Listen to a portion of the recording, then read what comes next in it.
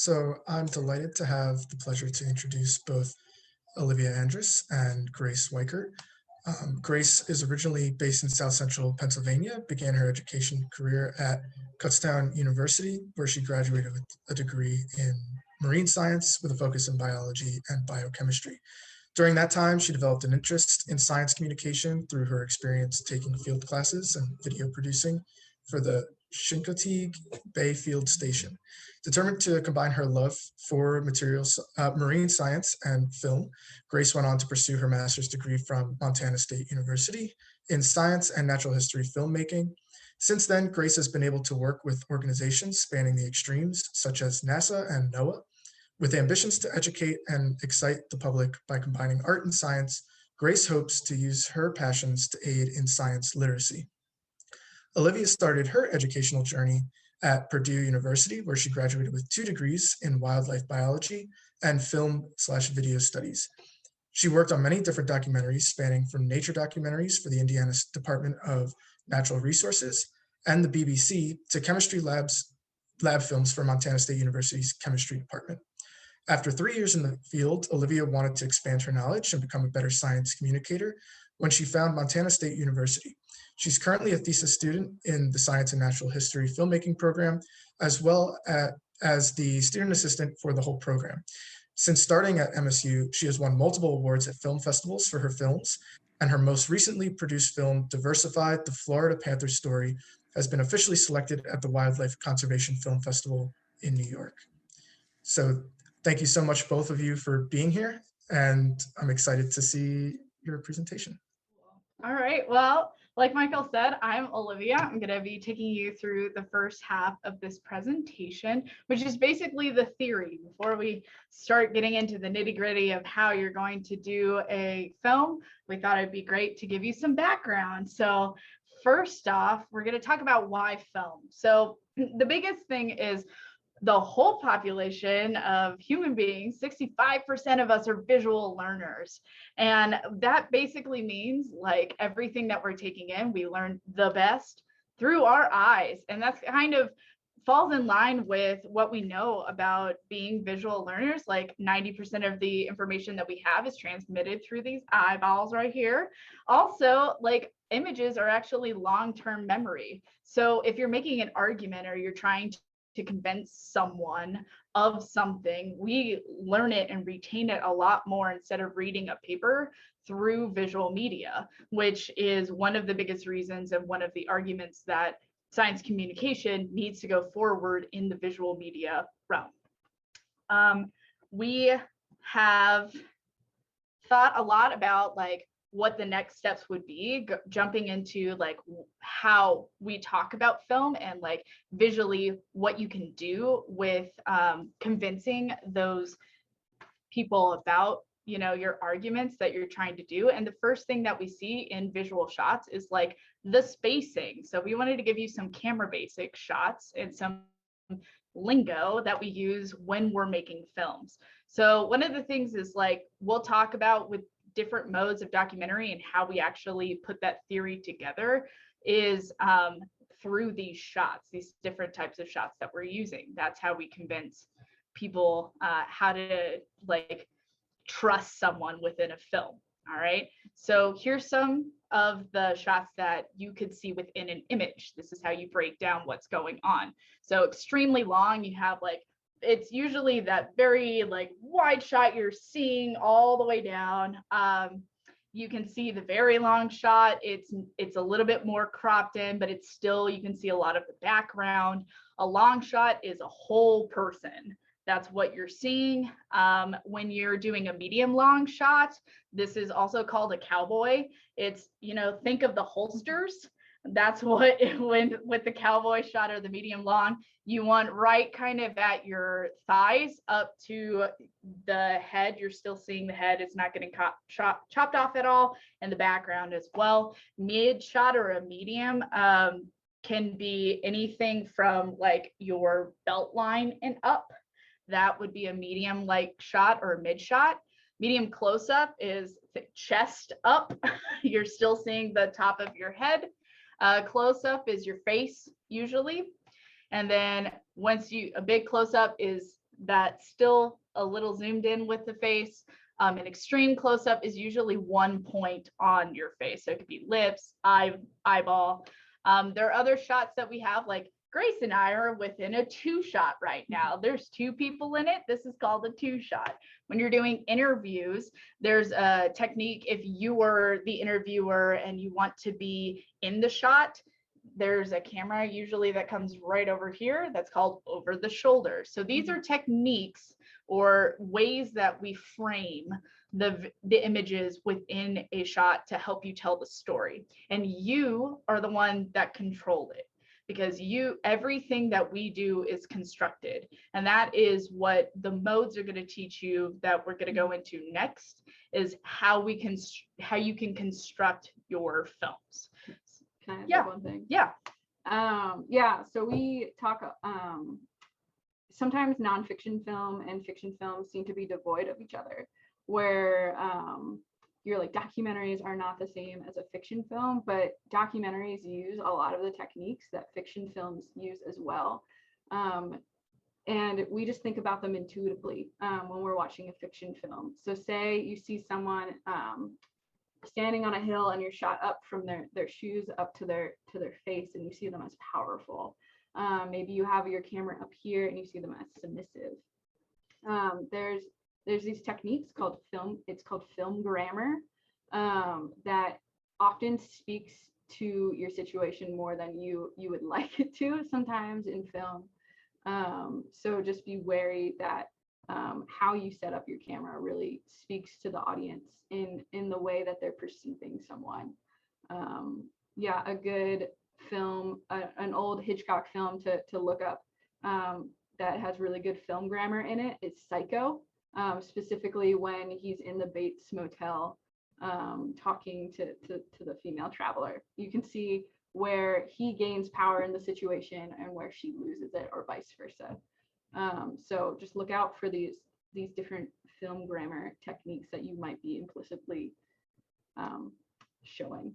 Yeah, and the modes that we're about to get into next, they're going to show you, like, have specific things from the ways, those type of shots and that kind of grammar that they use to make their movies. So the first one that we're going to talk about is called Observational.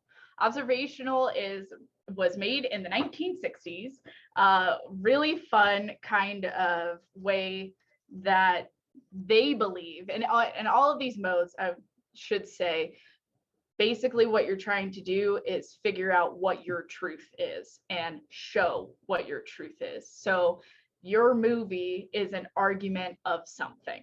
It might not be like you want to convince someone of something, but you are constructing it. You are telling your truth. And so these modes were created by Bill Nichols, which is something that we both had to read in our department here. And it basically gives you a structure of what you should be looking for or what you can do within that structure. So Observational was one of the first, and it is also called direct cinema. It is all about observing to bring out that truth. So they have what's called a fly on the wall approach. And basically what that means is I have a camera in this room with Grace and I. If we're talking, the camera would be behind us or in front of us, but the person behind the camera would not be interacting with us at all. That's one of the rules that they put in. We will not talk to the subject within the film. We want to be like the background camera person, so that whatever happens within the scene would only and ever happen if we didn't interfere. That's their whole point. So they don't do interviews. They don't do voiceovers or narration telling you what's in the scene. They also only use what's called diegetic sound, which means if I had a radio right here and I was playing it, the music would play and that would be okay within the movie, but they're not going to put music into the film at all. It's only things that are actually practically in the shots. And then they also don't do any intervention. So like if I was punching Grace, no filmmaker would be like, hey, stop that. That wouldn't happen within this. They would just let it happen. There's also like no reenactments. So if somebody was telling a story about their life, you're not going to see an image of like my childhood. You're not going to see like a little kid me version acting out what I'm saying. So it's everything within the moment. Some techniques that they use is a really long take. They don't do a lot of cutting, and it's all basically continuous editing or continuous. So if I'm walking into a shot from this other shot, you would see me in the exact same spot, walking the same direction, and it would cut together just like that. They don't do a lot of what we're used to seeing, jump cuts and montages. It's all back to back to back to make sense. So the first video we're gonna watch is called Grey Gardens. It's about two women who were completely living in a household that was basically decimated and was bailed out by Jackie Kennedy because they're their cousins. And these two very famous observational filmmakers called the Maisel brothers decided to come in and see what it's like to give you that experience of what it would be living in this situation. So here's a quick clip.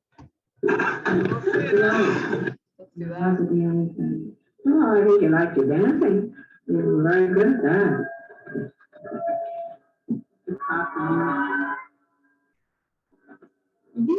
Yeah. Try on more, right? Come on, man. For you and you for me alone.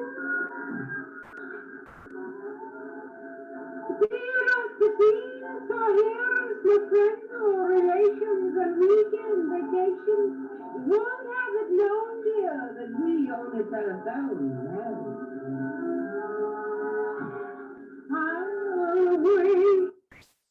So as you can see, very interesting. You don't have the camera, or the Maisel brother doesn't interview her like, why are you singing this song? What is going on in your mind? What are you talking about? She's really good at dancing. He's very far behind with the camera. He zooms in when something interesting is going on with her and focusing on the face, very close up. And he's trying to like show you without interfering with what's going on in the scene. So again, it goes on. It's a very long take of her singing, and yeah, too long, and no cutting in between, like to give any reference. It's just showing you living in that space. And the next one is actually the start of, it's called Don't Look Back. It's about Bob Dylan, and it's the start of the music documentaries that were made in this time period. Like this is the original start of that. Go, driver, go. Go, driver. That was a good concert. That's a good concert. Yep. They were all there, man. God damn. Vanishing American. Yeah. I feel like I've been to some kind of thing, right? Yeah. But no, I mean, there's something special about it. I've started calling you an anarchist. Ooh. That's the word. Yeah. What papers did you see? 2 or 3. Today, yeah. Just because you don't offer any solution. Kidding. Good. Sure. Give me a cigarette. Give the anarchist a cigarette. So again, really long take, not a lot of cuts. They stay with Bob Dylan. They don't ask him how he's feeling about being called an anarchist. They're just letting you live within that moment. And that's very observational. You're sitting back, you're a fly on the wall, you don't get involved. And that's the most truthful way of documentary filmmaking. So if that inspires you, these are really good examples of that film. Okay. The counter argument to that showed up at the exact same time is actually called participatory. So this happened also in the 1960s, and it's also called cinema verite or cinema truth. And basically they said there's no way, in order to tell truth, there's no way that you can't acknowledge the camera. that is going to influence every single scene. People are going to act differently if you put a camera in the room. So instead, you have to acknowledge the camera within the room, that this film is a construct, that you personally as the filmmaker are making it and manipulating it. And if you don't show that you're doing it, then you're not ever going to find truth within the film. And so the way that they do it is they do allow interviews. It's still pretty continuous editing, not a lot of jump cuts. But another fun thing that happened was sync sound. So that basically means they have a little audio next to them and they have their recorder as well as the camera, and it's going together. That was the first time that this happened. And so they were able to do interviews immediately with the sound being synced. And then they are also trying to influence people. Again, it's a construct. Think about it. We're going to show you this, and somehow by showing you that we're in control, that it's more truthful. So here in the first example is man with the movie camera.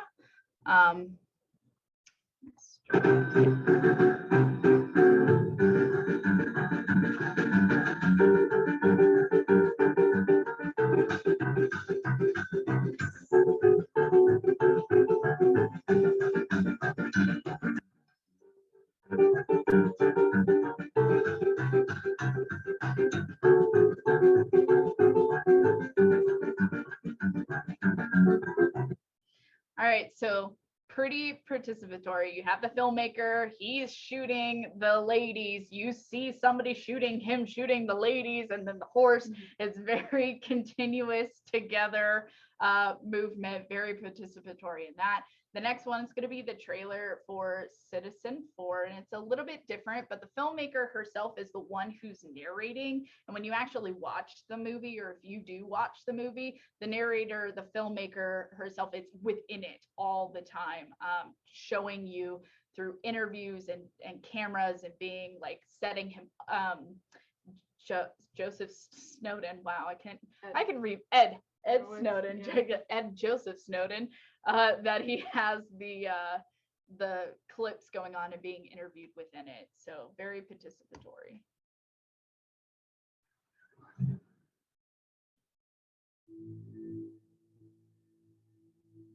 Laura, at this stage, I can offer nothing more than my word. I am a senior government employee in the intelligence community. I hope you understand that contacting you is extremely high risk. For now, know that every border you cross, every purchase you make, every call you dial, every cell phone tower you pass, friend you keep, site you visit, and subject line you type is in the hands of a system whose reach is unlimited, but whose safeguards are not. In the end, if you publish the source material, I will likely be immediately implicated. I ask only that you ensure this information makes it home to the American public. Thank you, and be careful. Citizen 4. Sorry, I don't know anything about you. Okay, I work for. Sorry, I don't know who your name is. Oh, sorry. My name is Edward Snowden. I go by Ed. Edward Joseph Snowden's the full name.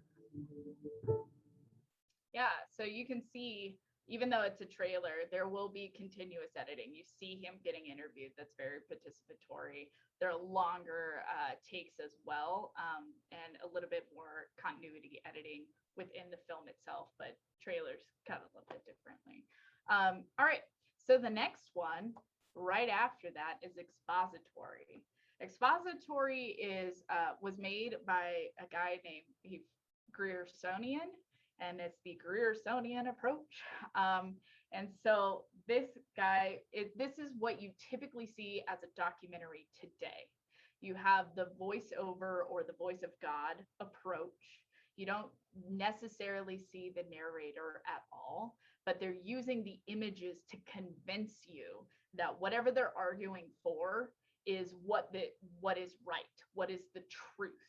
And they use that narration. It's usually well-written narration with images and showing you to persuade you. the newsreels that you're seeing every single day. This is that type of approach. So the first video that we are going to see is another trailer. It's called Gasland. With this one, you can do interviews. Typically the narrator isn't on camera at all. They're the behind the scenes. You can have a little bit more of jump cuts between what you're showing. So it's getting away from the continuous editing, but it's still pretty continuous in comparison to the other approaches that we're going to see. So the first one's called Gasland.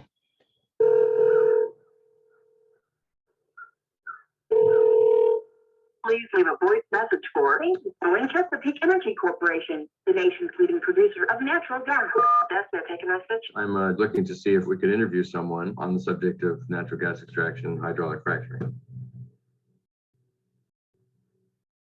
One day I got a letter in the mail. It was from a natural gas company. The letter told me that my land was on top of a formation called the Marcellus Shale, and I would receive a signing bonus that was nearly $100,000. Could it be that easy? The Subcommittee on Energy and Minerals will now come to order. There are numerous deep shale gas basins in the United States which contain trillions of cubic feet of natural gas, as some experts as a virtual ocean of natural gas. You've probably seen ads on television hailing natural gas as the clean burning transition fuel. We've cracked the code for natural gas supply. The method of gas drilling they use is called hydraulic fracturing, or fracking. It blasts a mix of water and chemicals 8,000 feet into the ground. Was I actually going to become a kind of natural gas drilling detective? Okay, I guess. All right, so with Gasland, as you can see, like the guy is on camera, but he's usually not talking. He's the narrator, he's the filmmaker of this. But again, he's trying to convince you of fracking being bad or it being dangerous within this film. And he's typically not the one talking on screen, but you hear his voice, and he's using images, even animations, to convince you of that fact. Very expository. The next one is called Night and Fog, and it's a little bit of a different tone.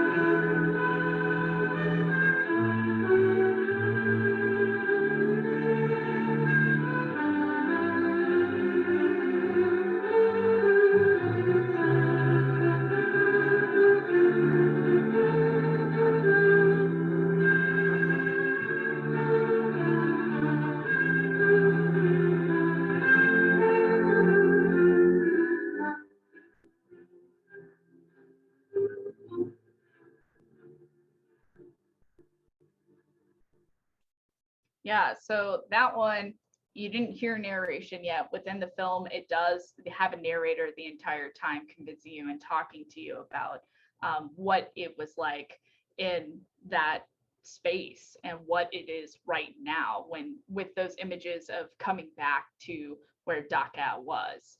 And so it is another very expository film because it's a narrator trying to convince you. One of the other things that you might have noticed is that we have music now that you can add to the films instead of like playing a radio in that little space to make music happen. They can actually add non-sync sound to it, or narration's also called non-sync because you don't have that person inside talking.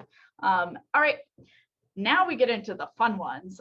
These are more experimental documentary forms, and the first one is performative. So performative is basically emphasizing your personal experience, and it mixes the modes above. It plays with almost every different type of mode that Bill Nichols talks about.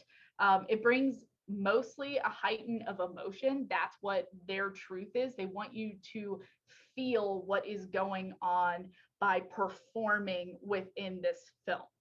So the people who are on the screen, the reason why it's performative and not as much participatory or any of the other modes, what makes performative different is that they're putting on a persona. So one who's really good at this is Nick Broomfield. He is a performative documentarian that will go on screen and be like very obtuse and like, I don't really know what's going on in the screen. You tell me what's going on in the screen. But when he's interviewed, he's precise, calculated, extremely smart, even though when he's in his films, he doesn't portray that at all. So think of that as a performative person, someone who completely changes their personality on and off screen, like an actor. The first one we have here is one of my favorites, is Agnes Varda, who's a very performative documentarian, and her newest and latest film called Faces Places.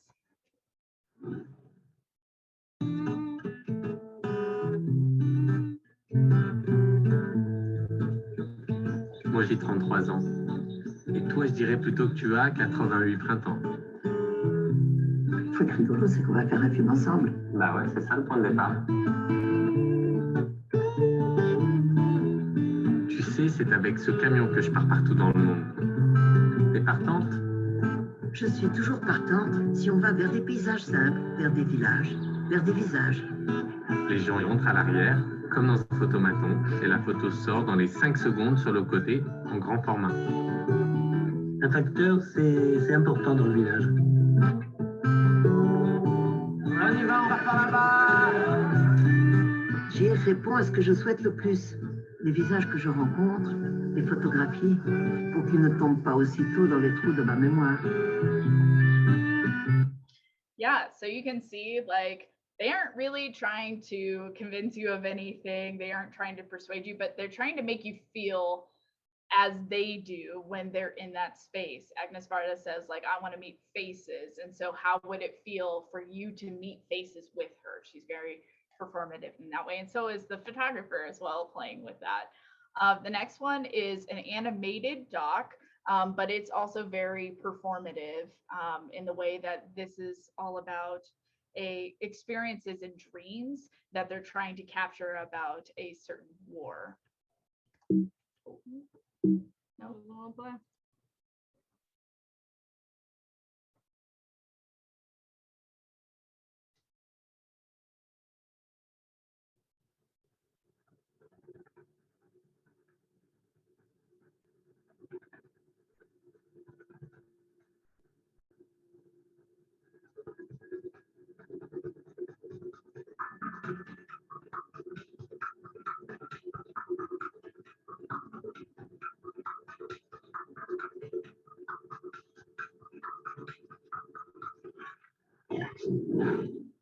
בוא אני מתעורר. אין לך אף הפרש לבנות, לא חלומות, לא זיכרונות, אף אחד לא חושב על זה? לא? לא? After the 1982 invasion of Lebanon, I lost my memory. Now, in order to remember, I'm looking for those who can never forget.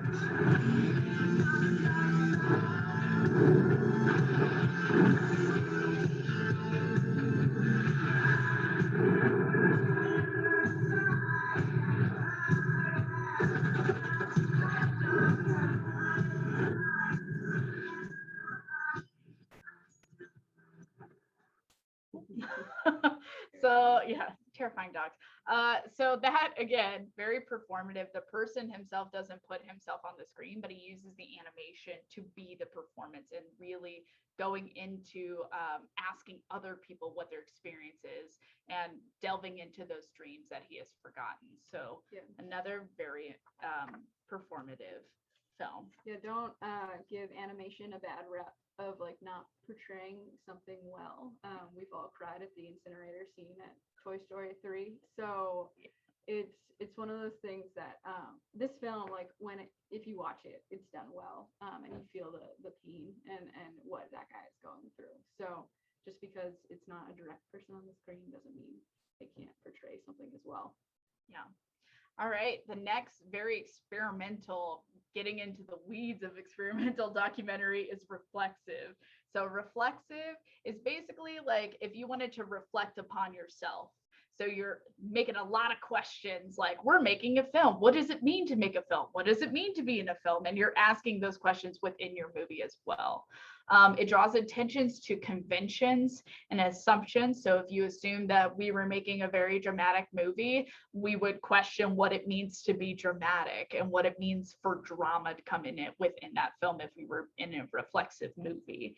It also does a lot more jump cuts. That's what you're seeing with experimental documentary, is way more montages and not necessarily narrated at all.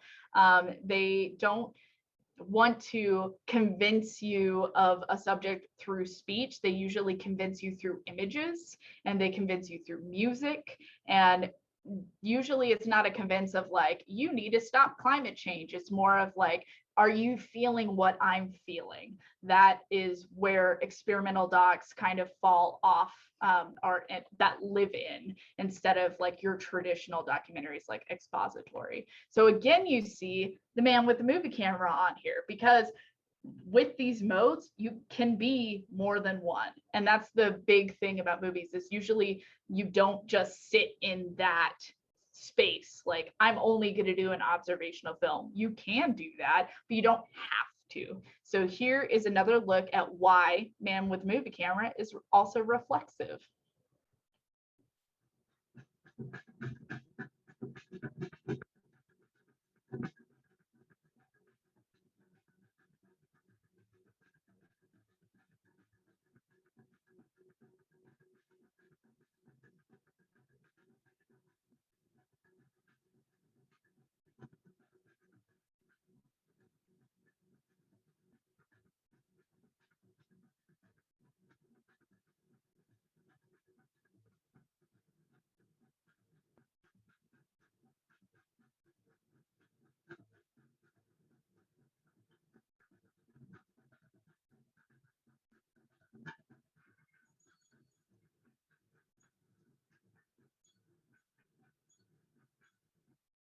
Okay, that's a lot in a little section. So as you can see, like, you're seeing the camera and everything, that's great, but it's also reflecting upon itself, like having an eye in the eye of the camera. What does that mean as a filmmaker? As well as like showing that it's speeding up with the music, which happens within the movie, and pushing you towards more and more imagery and more of a connection of the conventions that we have on everyday life. That's kind of what this movie also pushes. So it's participatory and reflexive.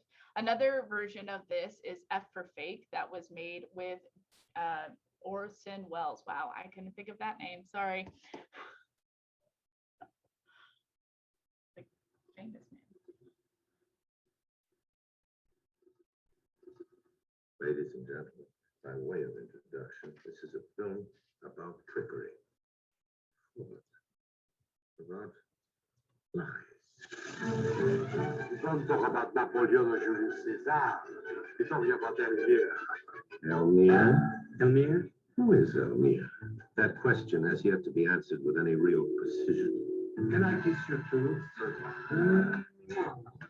Anybody want to eat? In the world of the jet setters among us beautiful people, everybody knows Elmire. But Elmire what?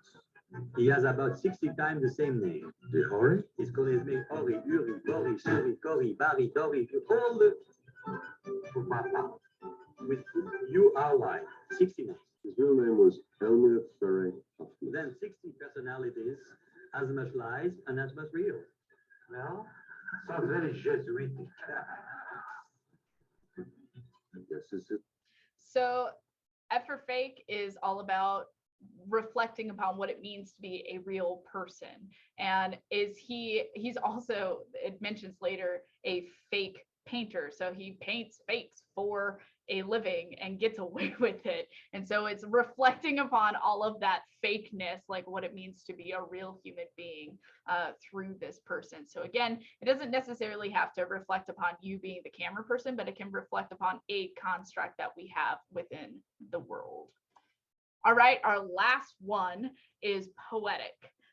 Poetic is all about the avant-garde filmmaking when you're going into experimental filmmaking. So many jump cuts, no narration, no explanation of what's going on. It's all about feelings and emotions. It stresses tone and mood, and it's aesthetically pleasing. And it's not about showing you fact.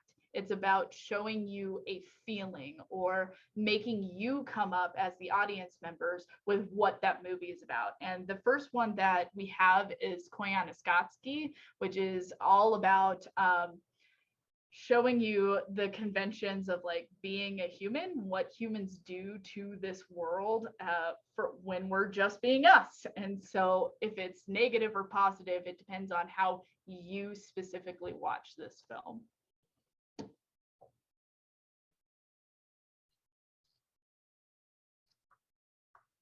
Critics around the world have called it a remarkable film event, a breathtaking experience, a fusion of image and sound.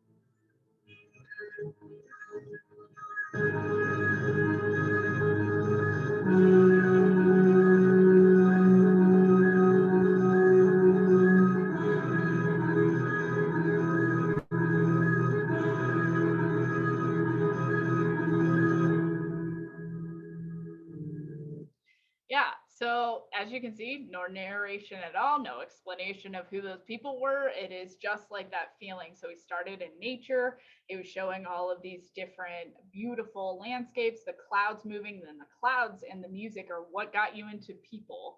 And then what people do, well, we destroy apparently, according to that little clip. You can see we're moving so quickly and then we just take down a building versus what he was showing you earlier, which was all of the beautiful nature shots without people. So those are kind of the ways that you can start to interpret poetic films, but it's not, that's my experience. You can have experienced that in a completely different way. And that's kind of the best thing about poetic style is like, it's going to be your personal experience. The next one is called Leviathan, which was all shot on DSLRs and GoPros, which is like low grade entry cameras and GoPros, which this was probably like Hero 3 or 4 at the time, not even like Hero 8 or 9 that they're on now. So pretty basic. Yep.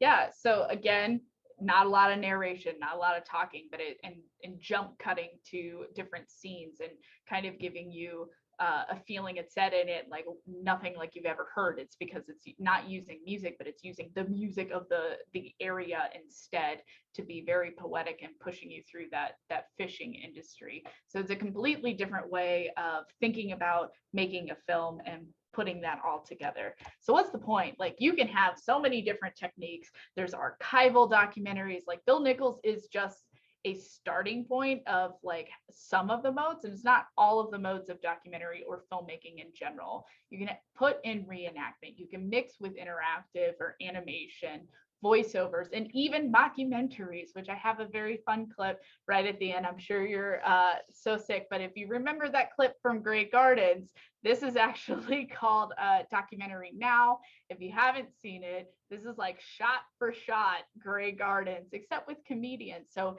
your work can actually inspire a different generation and do mockumentaries instead. And so what it all boils down to is, can you get that emotional connection? That's always the goal. And how do you tell your truth? So here's a fun little clip to end this section. Oh no, this one doesn't like to play. There you go.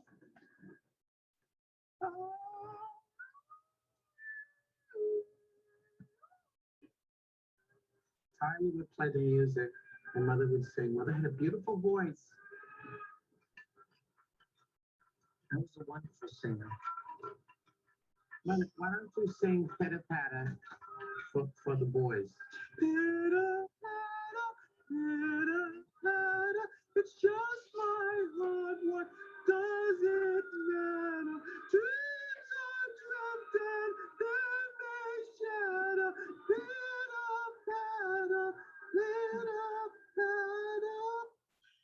So you can see they basically nailed it with the hat and the lady sitting down and talking about singing. It's completely different, but those are techniques that are used to make a very compelling film. And even today, people are using it. It's still, Grey Gardens is still things that are walked on runways.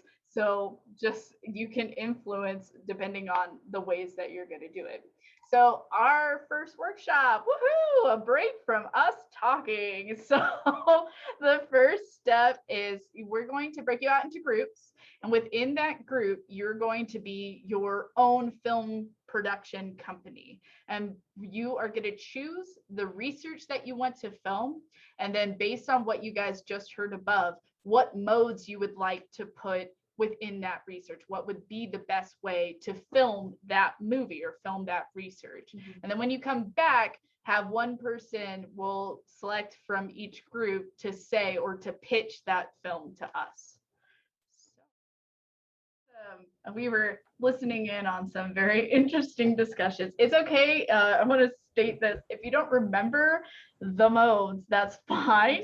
You can just describe like the type of movie that you want to make. If it's like a very basic documentary, then that would be expository, you know, like, but again, these are big concepts and I said them very quickly. So go ahead and the group that I was in, someone from that group, go ahead and pitch to us what your movie would be. I guess I can do it. Sure. So we're wanting to cover antibiotic resistance as it presents itself a global problem. So we kind of thought of a mixed mode where we start with expository, kind of framing it, and then move to participatory to kind of address how scientists around the globe are approaching the problem. So specific interviews with different labs and what they're doing. Yeah, that's great. Yeah, Sounds that would be awesome. Yeah. Yeah, that would work out. Yeah, that would work out really well. You just have to get everybody to sign paperwork and then you're good. Yeah, we'll get into that. We'll get into that. The next group that we also kind of combined into, do you want to go? Yeah, so I think what would be really interesting is a documentary on, forgive me if I mispronounce her name, but Caitlin Carrico, who was a former professor here at Penn that was like the co-discoverer behind all these amazing technologies that led to the development of the mRNA vaccine. And so kind of going in depth on her life and her background and a little bit about the mRNA like platform development, but also then commenting on the struggles that women face in a very male dominated position like science academia, and the tenure process. So it'd be a little bit of kind of just like a plain interview with maybe some flashbacks, and then a little bit of like the exposing like problems in a greater structure. Yeah, so I could even see like a little bit of reflexivity like coming into that, because you're reflecting upon what it means to like be a woman scientist, was as well as like the expository, very basic, like every time you see a scientist in a movie, which is great because we're so used to it. Like it's a good way of communicating. All right, who was in Michael's group? Someone from there. Yeah, go for it. Anyone? Let's see. We were trying to settle on a specific topic in the field of parasitology and thinking about like participatory filmmaking in that matter, that we might interview people who are like working on the front lines of tackling some particular disease versus researchers and combine that in some way. Yeah, it's very vox pop, right? Just go up and interview, like, tell me what your research is about now, like, and get out. Like that's really in, especially with like shorter YouTube videos. YouTubers do that all the time. They even use their phone like to be like, please tell me what you're doing, and they pass it off. So yeah, that's great. Yeah, a thing with science filmmaking that it's so easy. It's not a bad thing that it's easy to go into expository mode, put some interviews up on screen, show things, but like push the boundaries of what you think that is. I think it's great that a lot of you are thinking of participatory mode type things, because you know scientists have often stayed in their ivory tower. They haven't been on the streets with everybody else, even though they're there to. So being able to see scientists as normal human beings is pretty mind-blowing to people. There's this one documentary that has the potential to be the most boring thing possible. It's called The Last Artifact. It's about, they were taking the kilogram of physical weight and changing it to a constant. So a constant, I think it was Planck's and Avogadro's, the chemist and the physicists were fighting it out in order to figure out which constant was going to be able to sustain that better. But they focused on each scientist as a human that was in it, and it made you love the story a lot more, and actually care about these people that care about measurements and things like that.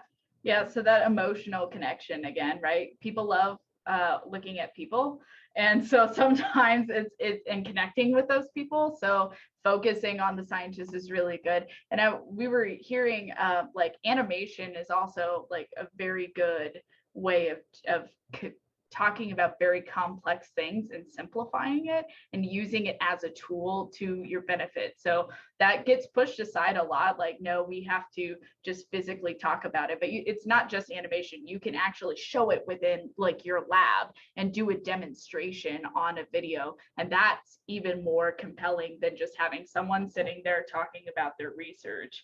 And people can easily tune that out. But again, how do you tell the story visually? We are visual learners. Show me how it is instead of telling me how it is. Those are the more successful documentaries and more interesting films. Was there one more group? Sorry. No? Okay, perfect. Then I think we're gonna move on to the second section, which is all about how do you do this instead of just the concept of what can go behind what filmmaking is. So you know, like physics, people always often be like, you're the theoretical physics person. I'm the construction physics person. I know exactly how to do something in real life. That's kind of like the theory side, where theory is super helpful in integrating into your everyday life. But if you just stop at theory, you will probably, you know, not produce a film, which is what I'm going to talk about here. So let me share my screen.